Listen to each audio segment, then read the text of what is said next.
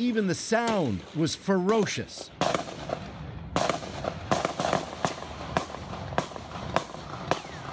And though at first no one quite knew what was happening, within seconds it was clear. Stay down, stay down. A gunman had opened fire on Republican lawmakers at an early morning baseball practice, prepping for a charity game versus Democrats tomorrow night.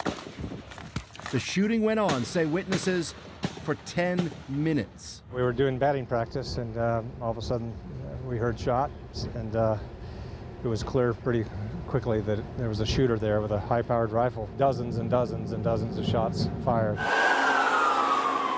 And I thought it was a car backfiring at first until I see the rifle barrel and a white male taking careful aim at congressmen, staffers, whoever he could get a hold of.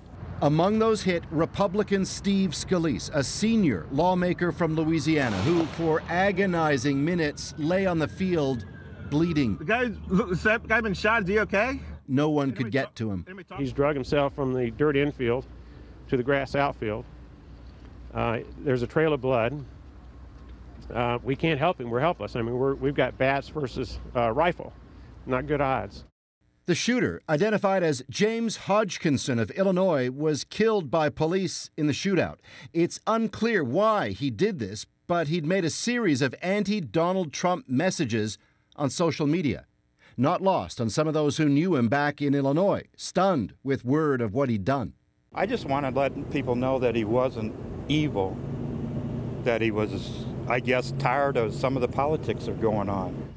In fact, just before the shooting began, one lawmaker says he encountered Hodgkinson unknowingly. He asked me if this team was the Republican or Democrat team practicing. I responded that it was a Republican team practicing, and he proceeded to shoot Republicans.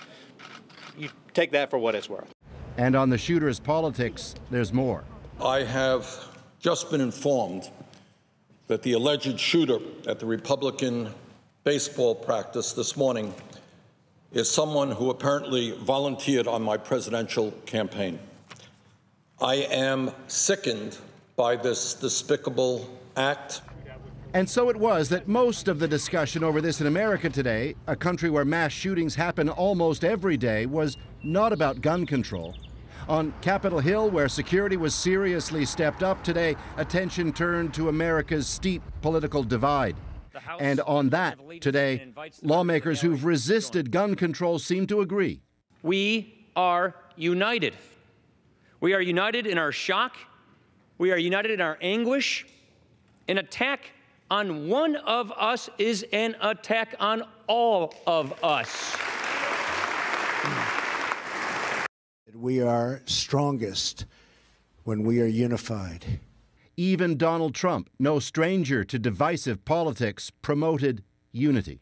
We may have our differences, but we do well in times like these to remember that everyone who serves in our nation's capital is here because, above all, they love our country. Witnesses say the gunman was calm as he walked around shooting. And were it not for the security on hand, there only because some of the Republicans happened to be senior lawmakers, said another, they'd all be dead. Paul Hunter, CBC News, Washington.